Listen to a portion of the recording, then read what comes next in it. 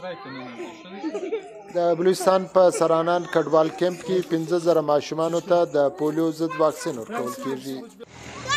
د کیمپ پولیو کارکونکي وایي چې کډوال ماشومان په کمپین کې د پولیو ترڅنګ د 12 نورو ناروغیو پر ضد واکسین کیږي.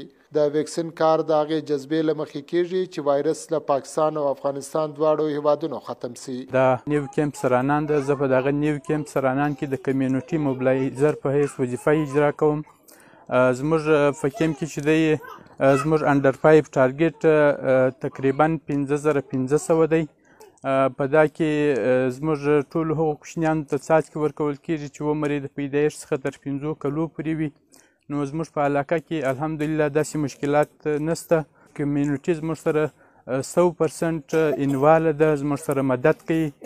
یعنې زموږ سره یوازې دا نه چې د پولیو واکسین پر برابر د 12 مختلفو بیماریو لپاره چې کوم واکسینونه کېږي په دې ټولو کې د دوی همکاري زموږ سره شته.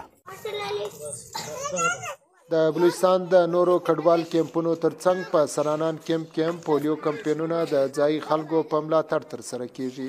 ځایي مشران وایي چې غبر ګاونډي هیوادونه له اقتصادي پلوه ځپل سوي، ځکه نو د وایرس په مخنیوي کې ګډ کار ته اړتیا ده. زموږ میسج خپلو کمیونټي ته او خپلو افغانانو ته دا دی چې تاسو ته د پولیو کوم ټیمان چې درځي باید تاسو د هغو سره تعاون وکړئ. پاکستان هیواد کې زموږ 4 میلیونه افغان کډوال میشت دي، تر اوسه پورې دا کیس نه دی پیښ شوی چې هغه د پولیو کیس وي په افغان کډوالو کې پیښ شوی. نو دا د پولیو د ټیمانو سره او د پولیو د مخنیوي د کارکوونکو سره زموږ د همکارۍ دلالت کوي. WHO او د حکومت پاکستان او افغانستان څخه دا هیله او غوښتنه ده چې په ټوله نړۍ کې پولیو ختمه شوې ده. موږ باید خپل د ولس او د خپل ټولنې څخه دغه مرض په ختمولو کې فعاله ونډه واخلو.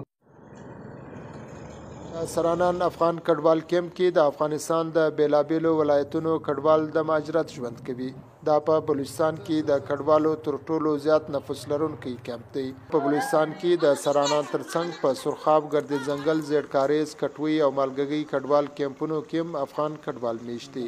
په بلوچستان کې په روان د پولیو ضد په کمپین کې د کډوال ماشومانو په ګډون 26 لکه ماشومانو ته د پولیو ضد قطرو ورکولو هدف ټاکل شوی دی. رفیع الله مندوخیل، وایس اف امریکا، ډیوا، سرانان کیمپ.